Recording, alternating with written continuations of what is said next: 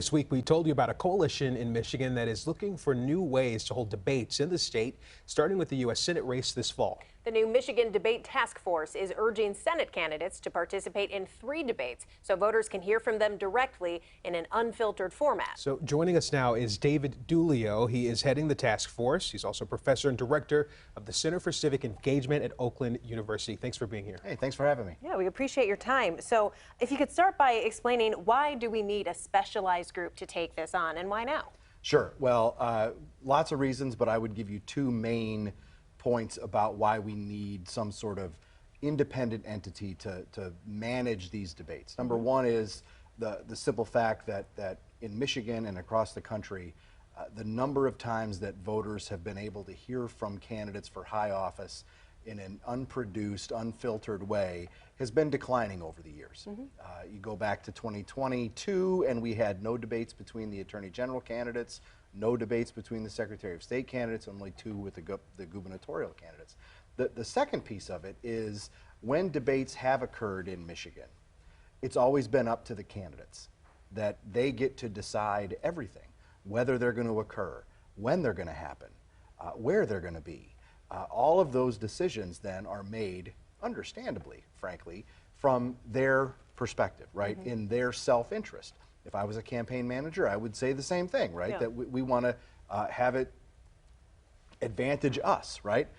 Well, that's fine, but that doesn't always match up with the public interest, which is what we're trying to solve with the establishment of this task force, and say, hey, look, we're going to focus on the voters, focus on the public, and try to guarantee folks an opportunity to hear from these folks in that unproduced manner, rather than through 30-second TV commercials or events with friendly audiences. Yeah. Sure. There's always been a goal to try to persuade votes, but do you think in recent years those efforts to influence have become a little out of control?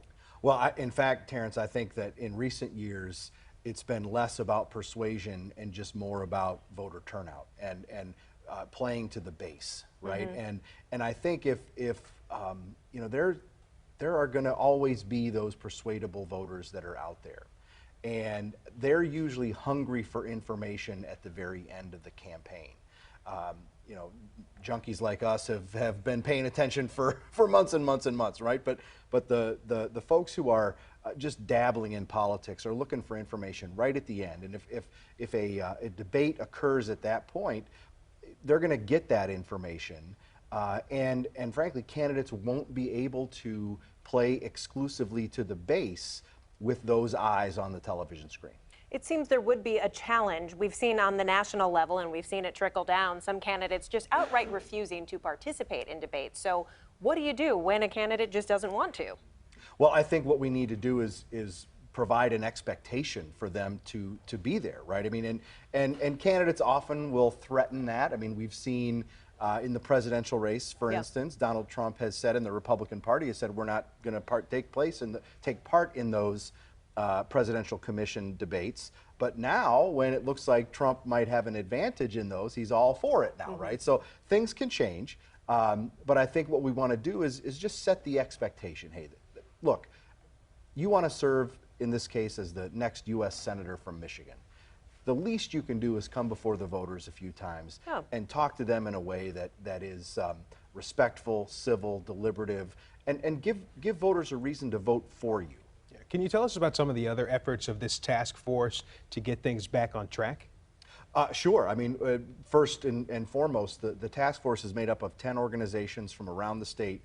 Importantly, very diverse organizations in terms of focus as well as in geography, and maybe we can get back to that because that's really important. But the main task here is to, again, provide regular opportunities for folks to hear from them with strong moderators who will make sure that the candidates actually answer the question that is posed to them, rather than being able to dodge it maybe. And you know what we also want to try to do eventually, right? We're going to move incrementally here, but eventually is to potentially move away from the soundbite responses that so many folks say they don't like and might be not the greatest way to answer questions about big weighty issues in 30 seconds or 60 the mic seconds. drop moments. Absolutely, right? Yeah.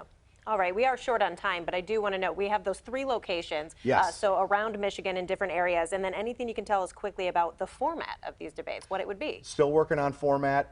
Stay tuned on that. But Okay. well, in terms of the regions, really important. Northern Michigan going to be respected, going to be paid attention to, as well as West Michigan and here in Southeast. All right, well, we look forward to discussing this more in the months to come. Oakland University professor David Dulio, also head of the new Michigan Debate Task Force. Thanks for being here today. Thanks for having me back.